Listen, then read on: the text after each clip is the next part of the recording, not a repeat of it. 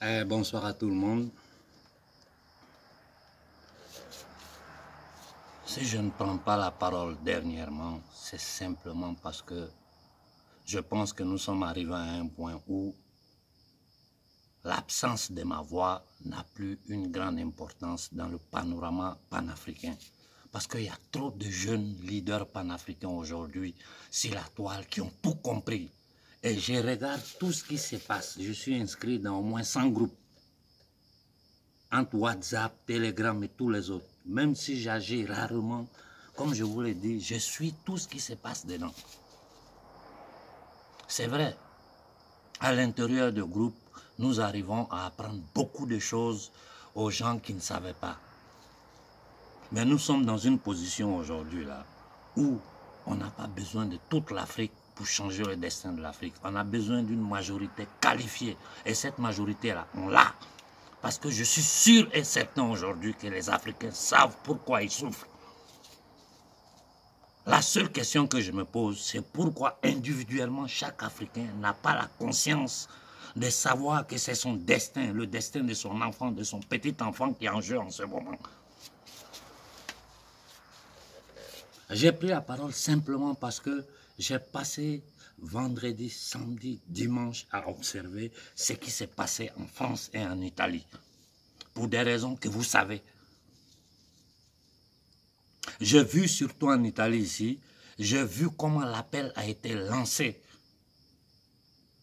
En 48 heures, ils ont rempli toutes les villes de ce pays. Même si les médias ont essayé de mentir, ça est là, tout le monde voit. Ils ont rempli toutes les villes du pays.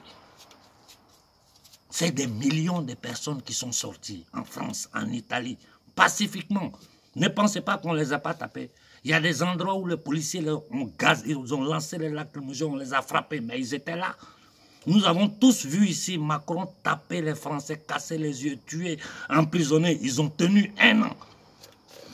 Et le mot d'ordre qui est lancé ici aujourd'hui en Italie, c'est qu'ils ne s'arrêteront pas tant que ces lois-là ne seront pas retirées. Ils n'ont pas eu besoin d'argent pour faire ça. Chacun a payé son transport, il est venu. D'autres sont venus à pied. Ils se sont retrouvés des milliers sur toutes les places. Il y a dans la plupart des villes, à part les manifestations organisées, dans la plupart des villes, les citoyens se sont retrouvés, ils ont donné un endroit et se sont retrouvés tous là-bas. En général, c'est sur les grandes places des cités. Et j'ai vu le peuple occidental, le peuple italien, français se lever sur pied de façon pacifique pour protester contre la cabale internationale. Je me suis dit, mais c'est pas possible. C'est pas possible. Nous les Africains, nous sommes là, dans les groupes, les gens parlent d'organisation, de ceci, chacun veut gérer ça. Non, il faut rentrer, ça bavarde dans le vide. Vous bavardez dans le vide. Vous ne faites que bavarder dans le vide. Ça, c'est le côté panafricain, ceux qui se disent panafricains. Ça bavarde dans le vide. Vous répétez la même chose depuis des années. Du côté de la politique, c'est même pas la peine. C'est pas la peine. On les observe et puis je vois tous ces minables. Je regarde en Côte d'Ivoire les Amériques qui sont en train de combiner. Je regarde ce qui s'est passé au Mali. Moi, j'ai dit à un journaliste italien, à peine la chose s'est passée, il y a un journaliste qui m'appelait pour me dire « Ah, mais vraiment qu'on arrête cette fois-ci, si le gars il parle que la France, j'ai dit le gars ne parlera pas. » Le journaliste dit « Pourquoi ?» Je lui ai dit « Ils vont l'assassiner. » Depuis quand vous avez vu terroriste avec un couteau, ils ont laissé vie. Ou à un pistolet. Ici en Occident, quand on dit à terroristes, ils arrivent, ils nettoient, ils tuent tout le monde. Parce que c'est les mêmes services secrets occidentaux qui les mettent sur le terrain. Il faut empêcher aux gens de parler. Et les preuves d'ici, ce que je suis en train de dire, ça est partout, tout le monde sait. Donc le gars là, moi quand il est mort même, ça ne m'a pas surpris. Parce que je me suis dit, j'ai dit le gars, on ne va pas le laisser vivre. C'est pas normal. Il ne peut pas vivre, parce que s'il vit là, les ennemis endogènes du Mali, parce que le coup a été préparé à l'intérieur du Mali, les ennemis endogènes du Mali qui ne sont rien que la classe bourgeoise, politique, voleuse, corrompue, est derrière ça. Et actuellement, dans le gouvernement actuel du Mali, il y a des voleurs, des corrompus dedans. Seulement, ils ne savent pas comment ils vont faire pour agir pour leur maître, parce qu'ils savent qu'on a les yeux sur eux. Et j'ai dit, moi, tant que je ne verrai pas les choses sous mes yeux, tout ce que les gens me racontent là, c'est du foufa pour moi. Le jour où je verrai une déclaration claire de Koïta sur les rapports entre le Mali et la Russie, une déclaration de Poutine, alors je dirais que le Mali a établi des rapports militaires avec la Russie. Les déclarations des deux dirigeants prouvent que le Mali a pris une autre direction par rapport à l'état criminel impérialiste français. Tant que je ne vois pas ça, vous pouvez me raconter tout ce que vous voulez. Pour moi, c'est des bêtises.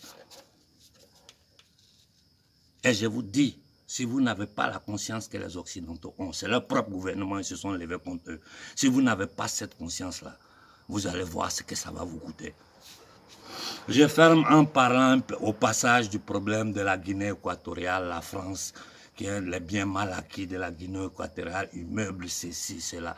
Mais est-ce que vous-même, quand moi j'entends un État comme la France dire de telles choses, je me dis, mais si les Africains étaient des hommes dignes, si en Guinée équatoriale, il y avait des gens dignes, l'ambassade de France ne restait pas sur pied cette nuit-là. C'est eux qui vont venir juger. Nous-mêmes, là, on sait que nos dirigeants sont des corrompus, des voleurs, des vendus.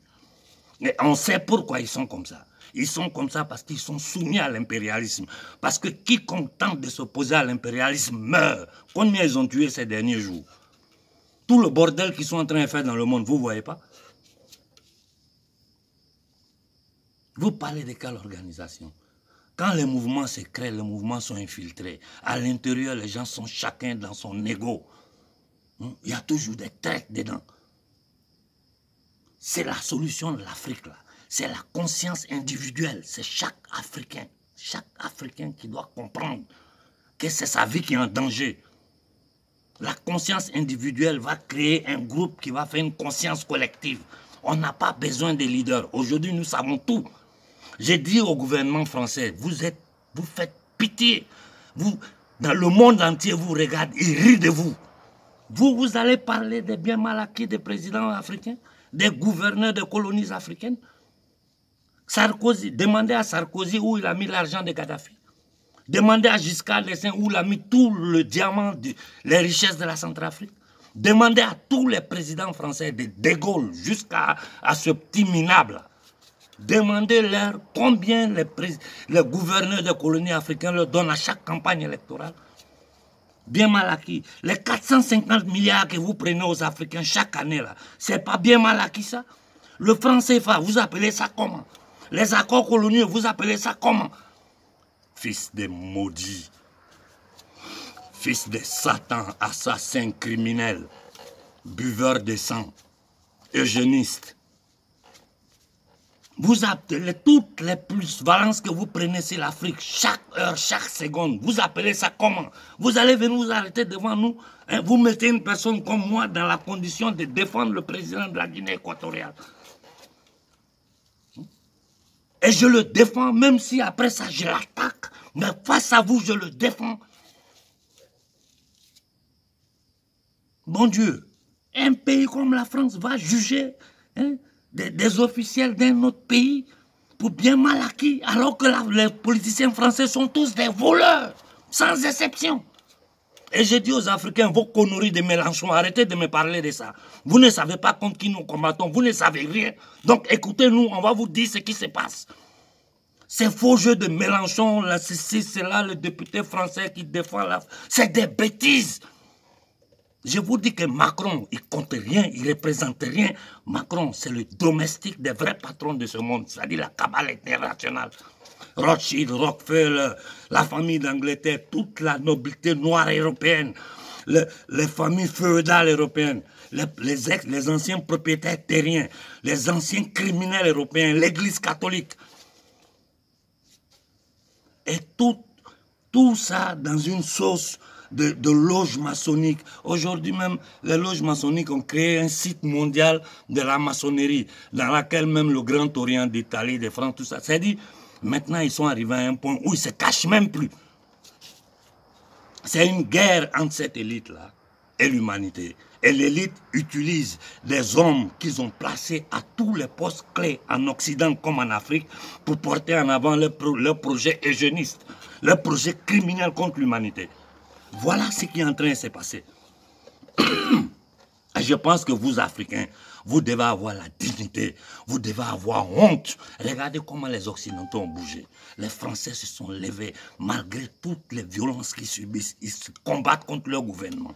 Et c'est ce gouvernement esclave au service de la cabale internationale qui tient l'Afrique dans l'esclavage depuis 600 ans. La France vole les Africains depuis 600 ans. Et ils viennent s'arrêter devant le gouverneur de la Guinée équatoriale parce que la Guinée équatoriale n'est pas un pays indépendant. Sinon, un autre pays, c'est que la France dit à la Guinée équatoriale. Ils peuvent se lever pour aller dire ça aux Coréens. La France, les Français ont le courage d'aller dire ça aux petits qui sont en Corée là-bas. Vous voulez qu'on nous respecte? Commençons à nous respecter nous-mêmes.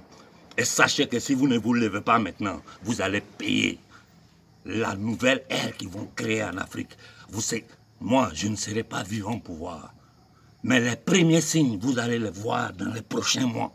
Vous allez vivre une misère. Ce que le Fonds monétaire, la Banque mondiale sont en train de préparer contre les colonies d'Afrique. Vous n'avez même pas idée. Ils se permettent de mettre des pays sous tutelle, du n'importe quoi. Ils vont se mettre à Davos, ils racontent des bêtises. Ils vont à Bilderberg, ils racontent des bêtises. Toutes ces organisations maçonniques, paramaçonniques, toutes ces institutions internationales, si vous prenez le temps de faire un peu de recherche, vous allez voir que c'est les mêmes personnes, les mêmes pouvoirs, les mêmes familles qui ont créé toutes ces structures-là. Et que depuis des siècles tiennent l'humanité en esclavage. Nous, Africains, on arrive à un point où on se lève maintenant, où on est foutu. Si vous ne me voyez pas en ligne, ce n'est pas parce que je ne fais plus le combat. Je préfère aujourd'hui travailler derrière les lignes pour avoir des résultats. Ce que je devais dire ici, la toile, là, je l'ai dit. Et c'est la dernière fois que je vous dis, il faut que chaque Africain ait cette conscience-là. J'ai dit aux jeunes du Burkina, du Niger, si vous ne vous levez pas maintenant, si vous ne trouvez pas voies et moyens pour vous lever maintenant, vous allez payer ça cher. Vos familles, vos enfants, vous allez payer ça cher, je vous dis. J'ai dit aux Maliens, ne pensez pas que rien n'est gagné au Mali. Ça n'a même pas encore commencé. Le combat du Mali n'a même pas encore commencé. Vous devez redoubler d'efforts. Et je reste sur ma position. J'ai dit, partout où vous vous levez, attaquez les ambassades de France de façon pacifique. Si à Malabo, demain, ils sortent, mais si moi j'étais à la place de Obiang, demain matin, mais il faut virer la France de ton pays. Tu as peur de quoi? Tu as peur de quoi? Vire la France de ton pays. Mais, mon Dieu, nous sommes en position de force. S'il te tue, ton fils va prendre le pouvoir. Parce que tout le monde sait que c'est eux qui t'ont tué. Mais Koïta, qu'est-ce qu'il attend pour chasser la France du Mali? Bon Dieu. Vous parlez de quoi? De diplomatie internationale, ça n'existe pas. Dans le monde, il n'y a que du banditisme. L'ONU, c'est le temple mondial de la maçonnerie satanique. Le Fonds monétaire international, la Banque mondiale, la Banque des règlements internationaux, tout ça, c'est des outils pour tenir l'Afrique en esclavage. La CEDEAO, l'Union africaine, c'est propriété, c'est des succursales des gouvernements européens. Ils ne travaillent pas pour nous. C'est les boys du système occidental. Voilà dans quelles conditions notre peuple est. Et tirez vos conclusions. Bonne nuit à tout le monde.